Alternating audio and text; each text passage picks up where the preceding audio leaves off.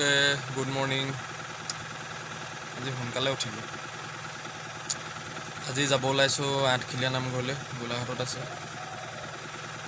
ব'লক আপোনালোক তাত গৈ দেখাই আছোঁ। এয়া হৈছে আঠখেলীয়া নামঘৰলৈ সোমাই অহা পথ, আৰু পথৰ কাষত সকলোকে নেমু পানী দি থকা হৈছে। আৰু নেমু পানী খাই আমি আহি পালোঁ আঠখেলীয়া নামঘৰ। গাড়ী বহুত আঁতৰতে থৈ খোজকাঢ়ি আহিবলগীয়া হৈছে, যিহেতু ভাদ মাহ, সেইবাবে বহুত ভিৰ হৈছে। এইফালে আহিছে আপোনাৰ বৰহোলাৰ পৰা, আৰু এইফালে আহিছে গোলাঘাটৰ পৰা।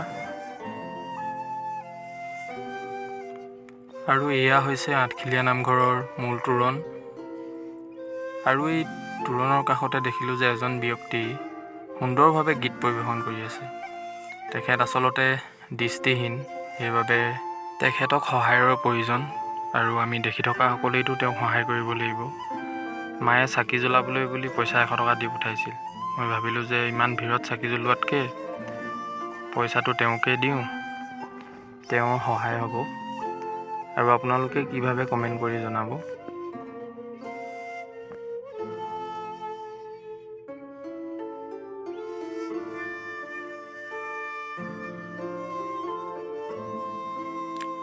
ব'লক এতিয়া আমি নামঘৰৰ ভিতৰলৈ সোমাই যাওঁ।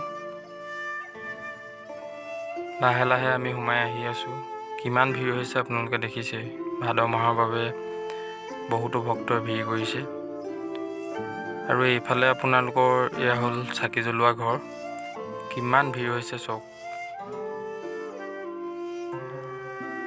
এয়া হৈছে মূল নামঘৰ ভাগ, আৰু দুয়োফালে দুখন ধুনীয়া শৰাই সজাই থোৱা হৈছে।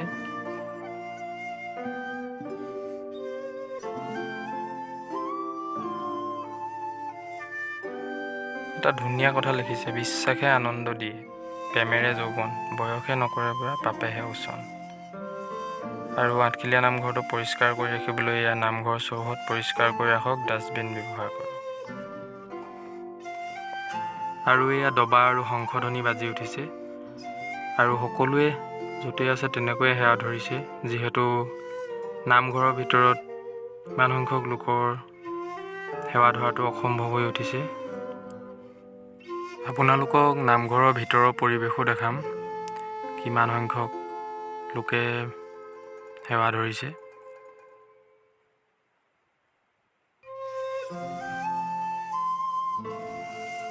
এয়া চাওক নামঘৰৰ ভিতৰৰ পৰিৱেশ। ভিতৰলৈ এতিয়া সোমাই যোৱাটো অসম্ভৱ, সেইবাবে আপোনালোকক বাহিৰৰ পৰাই দেখাইছোঁ।